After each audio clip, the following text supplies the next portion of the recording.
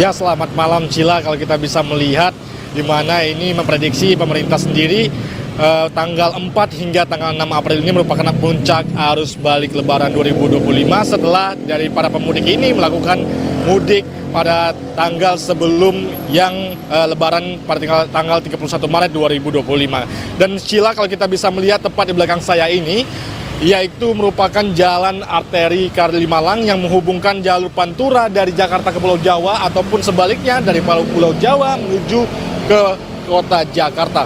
Dalam pantauan kami ini masih dalam kondisi lenggang ataupun normal, dikhususnya dari jalur arteri Kalimalang, di mana kalau kita melihat juga ini sempat kita tadi berbincang dengan salah satu pihak kepolisian yang berada di pos di jalur sumber arteri Kalimalang ini sendiri memprediksi bahwasannya puncak arus balik dari arteri Kalimalang ini sendiri diprediksi pada tanggal 5 hingga 6 April.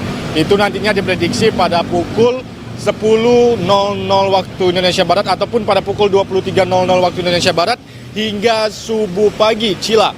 Dan kalau kita memang melihat ini juga dari posko-posko persiapan dari pihak gabungan dari TNI, Polri maupun Dishub, ini telah disiagakan di beberapa titik khususnya di jalur sepanjang ruas jalan arteri Kalimalang.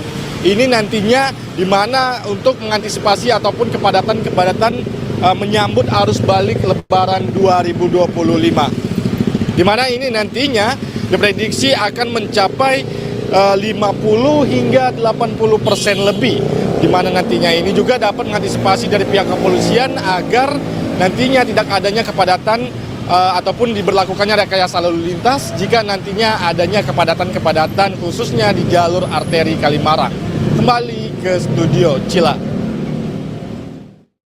Mengingat bahwa jalur Kalimalang ini merupakan salah satu jalur alternatif ataupun yang mungkin jarang menjadi salah satu pilihan bagi para warga yang ingin keluar dari daerah Jakarta, Tangerang, dan Bogor dan sekitarnya, posko-posko atau fasilitas apa sajakah yang tersedia dan juga sudah dibangun di daerah Jalan Kalimalang ini?